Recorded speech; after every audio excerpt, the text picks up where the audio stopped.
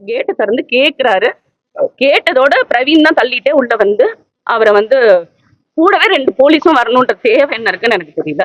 வந்து அவரை அப்படி இழுத்துட்டு போய் கூட்டு போறாங்க. அப்பதான் நீங்க எல்லாரும் சாரி கேட்டாங்க. சாரி என்னங்க சார் எங்களுக்கு எங்க கல்யாணம் ஆனதுல இருந்து அவர் இந்த கைதாயிருவாருன்னு சொல்லிட்டு இருக்கு. நாங்க எல்லாத்துக்குமே துணிஞ்சுதான் இருக்கோம். நம்ம அண்ணன் ஏதோ பண்ணிட்டாரோன்னா அவர்கிட்ட சாரி சார் நீங்க விடுங்க சார் அவரன்னு சொல்லி நான் கேக்குறேன். அவங்க கிட்ட போய் இப்ப நான் எனக்கு நல்லா தெரியுது பிரவீன் வந்து இதை வேணும்னே செஞ்சிருக்காருன்னு.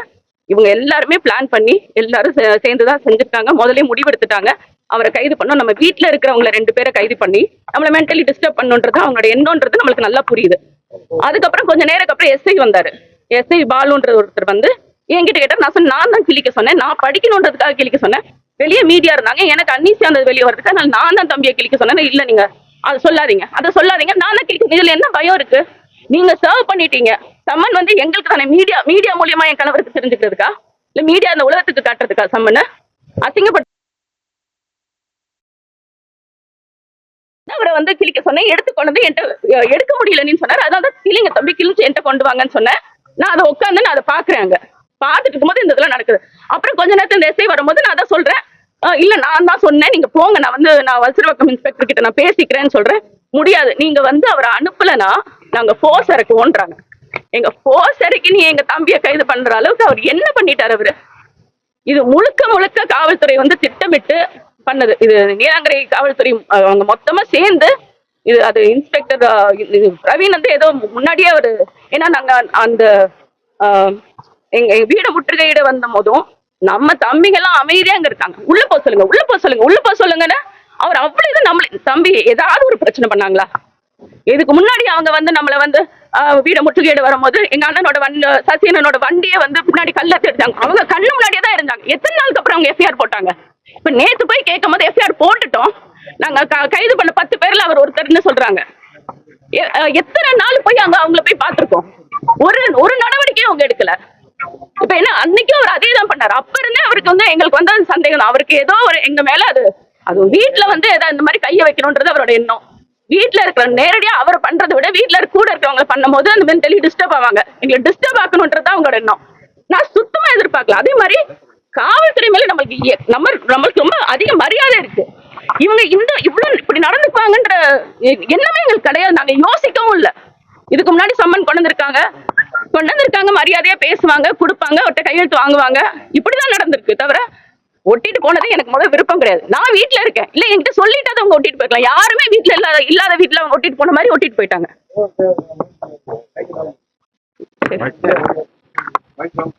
அதான் அதுக்கப்புறம் தான் நான் வந்து அவர் போர்ஸ் இறக்குவோம் அப்படிலாம் சொல்லும் போது எனக்கு நல்லா தெரியும், நம்ம வழக்கறிஞர்ல இருந்து நம்ம கட்சி பிள்ளைங்க எல்லாருமே வந்துட்டு இருக்காங்கன்றது எனக்கு தெரியும். எனக்கு இதை வந்து அவங்க சென்சிடைஸ் பண்ணணும், 2 பேருக்குள்ள ஒரு பிரச்சனையை உண்டாக்கி நம்ம பிள்ளைங்கள கைய வைக்கணும்ன்றது அவங்க முடிவு எடுக்கிறாங்கன்னு தான் எனக்கு தோணிருச்சு. அதனாலதான் நான் வந்து சுபாவை சரிங்க தம்பி நீங்க போங்க நம்ம பாத்துக்கலாம்னு சொல்லி. ஆனா இது நான் ரொம்ப நம்பிக்கை வச்சிருந்தேன். அவங்க இரவு வந்துருவாங்கன்னு நான் நினைச்சிட்டு இருந்தேன். அவங்களை ரிமாண்ட் பண்ணிட்டாங்க. இனி நீதிமன்றத்துக்கு வழக்கு போயிருச்சு. நாங்க நீதிமன்றத்துக்கு மேல நாங்க ரொம்ப அதிக மரியாதை வச்சிருக்கோம், நம்பிக்கை வச்சிருக்கோம். நாங்க அவங்களை விரைவில் வெளியே எடுத்துருவோம். இது நாங்க அவர் மேல மனித உரிமையிலேயே நாங்க வழக்கு தொடருவோம். பிரவீன் பண்ணதுக்கு அவர் வந்து ஒரு எக்ஸ் சர்வீஸ்மேன், அவர் மேல அப்படி அவங்க கையாண்டிருக்கவே கூடாது. அவர் இங்க இருக்க அவரோட வேலையை தான் அவர் செஞ்சுட்டு இருந்தார். மரியாதையா அவர்கிட்ட பேசி உள்ள வந்திருக்கணும். என்ன கிழிச்சதுக்கு நீங்க அப்படி ரியாக்ட் பண்ணுவீங்களா? நீங்க மரியாதையா பேசி உள்ள வந்து யாரு கிழிச்சாங்கன்னு கேட்டிருக்கலாமே, பேசிருக்கலாமே. ஏன் மேடம் கிழிச்சிங்கன்னு என்கிட்ட கேட்டிருக்கலாமே. என்னையே கைது பண்ணிட்டு போங்க, இல்லாட்டி நான் தான் கிழிக்க சொன்னேன். நான் தான் கிழிக்க சொன்னேங்க. அதை நான் சொல்லிதான் தம்பி வந்து கிழிச்சாரு. நேத்து இதை பேசக்கூடாது, அவர் என்ன ஈகோல இருக்காருன்றது நம்மளுக்கு நல்ல எனக்கு முதல் தெரியல. மீடியாவுக்கு ரொம்ப நன்றி. நான் ரொம்ப நேரம் வரைக்கும் எனக்கு புரியாமே இருந்தது. நான் மீடியால தான் அந்த வீடியோ பார்க்கும் போதுதான் அண்ணன் ஒண்ணும் பண்ணல, அவர் சும்மா நின்னவரை இவர் அந்த சத்தம் கொடுத்தது, என்ன தள்ளுறியா நீ என்ன பண்றியா, இந்த சத்தம் எல்லாமே ஒரு டிராமா பண்ணி தான் அவர் வந்து உள்ள வந்து அவர் அப்படி ரொம்ப அப்படி இழுத்துட்டு போனது. அது நம்மளுக்கு நம்ம எல்லாருமே ஒரு குடும்பமா நம்ம இருக்கோம். நம்ம அதெல்லாம் நம்மளுக்கு அது தேவையில்லை. சட்டத்துக்கு புறமா உண்மையிலே எதுவும் செஞ்சுட்டாங்களா? நீங்க பண்ணுங்க. அவர் ஒண்ணுமே பண்ணாதவர். நீங்க அதுல சாரி கேட்டாங்க என்னங்க? நான் எங்க அண்ணன் ஏதோ பண்ணிட்டாருன்னு எனக்கு ஒன்னும் புரிதல் இல்லாம தான் நான் வந்து எனக்கு ஒண்ணுமே புரியல. நான் வந்து சாரி சார் நீங்க விடுங்க சார் அவரை அப்படின்னு சொல்லி நான் கேட்கிறேன்.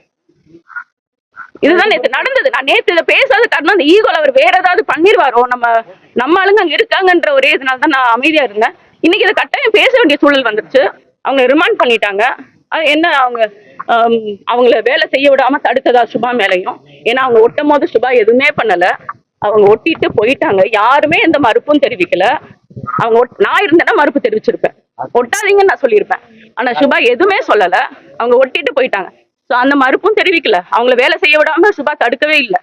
இன்னொன்னு ஆயுதத்தை காட்டி மிரட்டினாங்க. அண்ணன் தன்கிட்ட துப்பாக்கி இருக்குன்றத அவங்க அப்படி மேன் ஹேண்டில் பண்ணும்போது அதை சொல்லிடணுன்றதுக்காக அவர் சொல்லி என்கிட்ட இருக்குன்னு சொல்லி அவர் தான் எடுத்து கொடுக்குறாரு. அதுவும் தேங்க்ஸ் டு மீடியா, நீங்க அதை கவர் பண்ணீங்க. அது அவர் தான் எடுத்து கொடுக்குறாரு. சுபா வந்து துப்பாக்கியை காட்டி மிரட்ட சொன்னதா, அவர் வந்து மிரட்ட சொன்னதாகவும் இவர் மிரட்டினதாகவும் இன்னொரு வழக்கு. சுபா விவகாரத்துல நடிகையை பயன்படுத்தி முடக்க நினைக்கலாம். அவங்க ரொம்ப நாளா முயற்சி பண்றாங்க. நம்ம நீதிமன்றத்துக்கு போயிருந்தோம். அங்க ஹைகோர்ட்ல வந்து டிஸ்மிஸ் ஆயிடுச்சு. நம்ம இப்போ அப்பீல் போயிருக்கோம். அவங்க 3 வாரத்துல விசாரணை பண்ணி முடிக்க சொல்லியிருக்காங்க.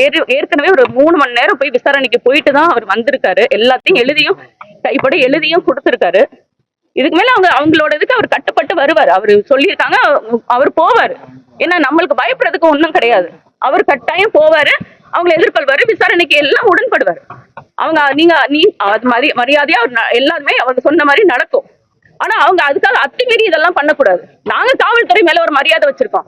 நீங்களும் அவர் எத்தனை லட்சம் பேரோட நம்பிக்கையை வாங்கி அவர் 35 லட்சம் பேரோட வாக்க வாங்கி மக்களுக்காக நேர்மையா எதுக்கும் பயப்படாம நிக்கிற ஒரு தலைவரை என்ன ஒரு மரியாதை இருக்கு உங்களுக்கு? என்ன மரியாதை இருக்கு?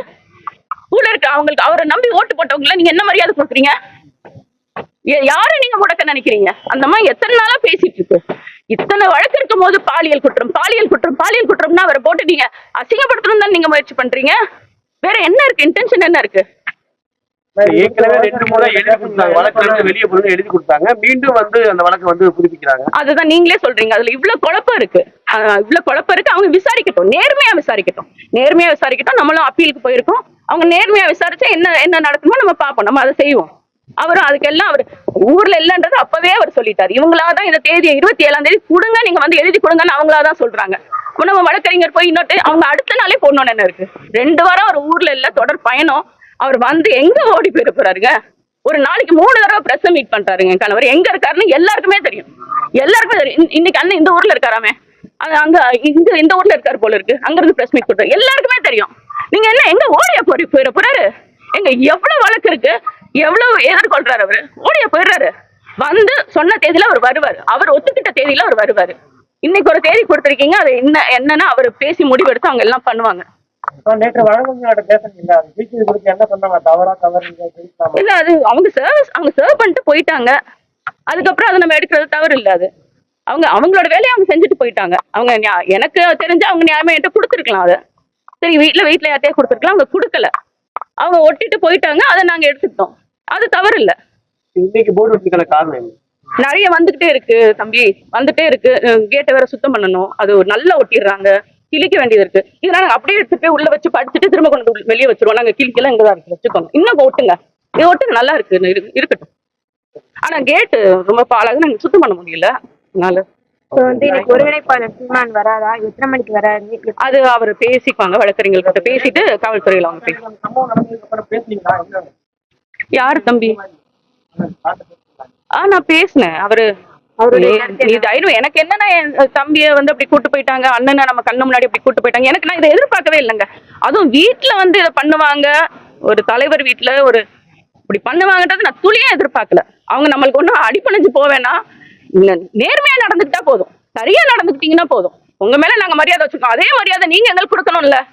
சரியா நடந்துக்கிட்டீங்கன்னா போதும். நான் நேற்று சொன்னேன், அவர் நீ கவலைப்படாது. எனக்கு அவங்க 2 பேரும் போனதுதான் எனக்கு ரொம்ப கவலையா இருந்தது. அது அவங்களோட இன்டென்ஷனும் தான் நம்மள மென்டலி டிஸ்டர்ப் பண்ணோட. பிரவீன் வந்து அதை பண்ணிட்டாரு, டிஸ்டர்ப் பண்ணாரு. என்ன பண்ணாரு? அவரை பண்ண முடியல, என்ன பண்ணாரு? ஆனா நான் இது வரைக்கும் காத்திருந்தேன், அவர் எப்படியாவது அவங்க 2 பேரும் வந்துருவாங்கன்னு நினைச்சிட்டு இருந்தேன். அது நடக்கல. இனி நம்ம நீதிமன்றத்து மேல முழுமையான நம்பிக்கை வச்சு நம்ம வழக்கறிஞர்கிட்ட கேட்டு ஒரு புகார் கொடுத்துருக்கோம். வீட்டுல இருந்த ஒரு தம்பி வந்து அதை பார்த்த ஒரு தம்பி வந்து புகார் கொடுத்துருக்காரு. பேசிட்டு அதுக்கப்புறம் நான் கொடுக்கறதா என்னன்னு நான் பேசிட்டு அவங்க அப்படி பண்றதாதான் இருக்காங்கன்னு சொல்றீங்க. இப்ப அதிகாரிகளுக்கு யார் அழுத்தம் கொடுக்கறதா நீங்க நினைக்கிறீங்க? அழுத்தம் கொடுக்கக்கூடிய இடத்துல இருக்கிறவங்க தான் அழுத்தம் கொடுத்துட்டு இருக்காங்க. அது தெளிவா தெரியும். ஆய்வாளர் பிரவீன் ராஜேஷோட எப்படி பாக்குறீங்க? அவர் வந்து ஏற்கனவே வந்து அந்த ராஜீவ் காந்தி அசோசியேஷன் இதுல அது அப்படி சொல்றாங்க. எனக்கு அதுக்கும் இதுக்கும் தொடர்பு இருக்கான்னு தெரியல. ஆனா வந்து அவரு ஏதோ ஒரு பர்சனல் மோட்டோ தான். நேத்து அவர் வந்தது மீடியால தான் நான் பாக்குறேன். அவர் அங்க இருந்து வரும்போதே ஏதாவது நான் தான் பெண் தான், அவரோட மனைவி தான் வீட்டுல இருக்கேன்னு தெரியும். நீங்க அப்படி எதுக்கு வரணும்? நீங்க மட்டும் கூட வந்திருக்கலாம், என்கிட்ட பேசியிருக்கலாம். வரும்போதே நீங்க பின்னாடி மஃப்டியில 2 போலீஸ் வந்து உள்ள கதவை தள்ளிட்டு உள்ள வரணும்னு என்னங்க இருக்கு? என்ன நாங்க கதவை பூட்டியா வச்சிருக்கோம்? நாங்க என்ன கதவை திறக்க மாட்டோம்னு சொல்றோம், உங்ககிட்ட பேச மாட்டோம்னு சொல்றோமா? நாங்க என்ன சொன்னோம்? இல்ல நீங்க எனக்கு புரியல. நீங்க அந்த அந்த அந்த மாதிரி நீங்க அதை எதிர்கொண்டிருக்கவே தேவையில்லை, அது மாதிரி நடந்திருக்கவே தேவையில்லையே. அவங்களுக்கு காயமா இருந்தா மருத்துவமனையில அனுமதிக்கப்பட்டிருக்காங்க. ஆமா ஆமா ஆமா ஆமா ஆமா நேத்து சொல்லியிருக்காங்க. இதை நான் சொல்லணும்னு நினைச்சிட்டே இருந்தேன். நேத்து தம்பியும் சுபா தம்பியும் அண்ணன் அமல்ராஜனும் அது மேஜிஸ்ட்ரேட் கிட்ட தான் சொல்லியிருக்காங்க. இங்க இருந்து அவங்க நேரடியா அங்க காவல் நிலையத்துக்கு கூட்டு போகல. ரொம்ப நேரம் நம்ம வழக்கறிஞர்கள் அங்க காத்திருந்தோம். அவங்க வந்து காவல் நிலையத்துக்கு வரல. ஒரு பார்க்ல ஒரு பூங்கால கூட்டு போய் வச்சு அவங்க 2 பேரையும் அடிச்சிருக்காங்க. எதுக்கு பண்ணணும்? இத எவ்வளவு வலிக்குது எங்களுக்கு. ஏன் நீங்க இதை பண்றீங்க? அவங்கள அடிச்சு அதுக்கப்புறம் தான் காவல் நிலையத்துக்கு கூட்டு போயிருக்காங்க. வேற யாரையும் விடல. வழக்கறிஞர் ரூபன் மட்டும் தான் உள்ள இருந்தாரு. வேற எந்த வழக்கறிஞர்களையும் உள்ள விடல. உள்ள விடாம பேசிட்டு அதுக்கப்புறம் அனுப்பிட்டீங்க. காவல் நிலையத்தை வச்சியும் இரும்பு ராடு வச்சு கடுமையா அடிச்சிருக்காங்க. இரும்பு ராடுல துணியை சுத்தி அடிச்சிருக்காங்க. இது ஏன் என்ன பண்ணிட்டாங்க? நீங்க எங்க அன்னைக்கு உங்க கண்ணு முன்னாடி அவ்வளவு நடந்துச்சுல, நீங்க எத்தனை பேரை நீங்க அரெஸ்ட் பண்ணீங்க? நீங்க கல் எடுத்து தெரிஞ்சாங்க, எத்தனை பேரை நீங்க அரெஸ்ட் பண்ணீங்க? நீங்க அடிக்கக்கூடிய அளவுக்கு என்னங்க தப்பு பண்ணாங்க? அவங்க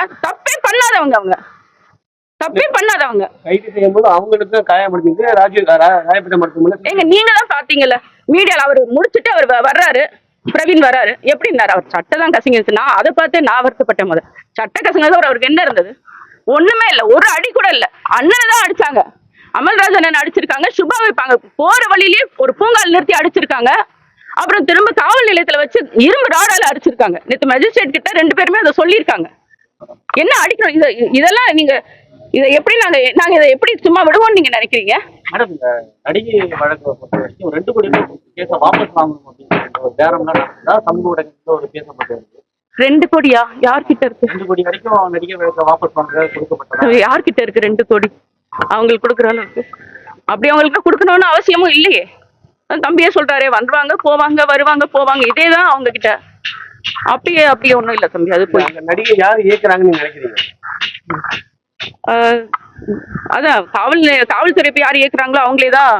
அவங்க ஒரு திட்டம் வச்சு தான் அங்க இயக்கிட்டு இருக்காங்கன்னு தான் நினைக்கிறேன். அதை கொஞ்சம் வெளிப்படையா சொல்லலாங்க யாரு அப்படின்னு சொல்லி. விஜய்கிட்ட கேக்குறீங்களா வெளிப்படையா பேசுறீங்கன்னு? நம்மகிட்ட வந்து கேக்குறீங்க. யாரு எங்க காவல்துறை யாரு கட்டுப்பாட்டுல இருக்கு? அரசாங்க கட்டுப்பாட்டுல தானே இருக்கு. இப்ப இருக்கிற கட்சி திமுக கட்டுப்பாட்டுல தானே இருக்கு. அவங்கதான் செய்யறாங்க.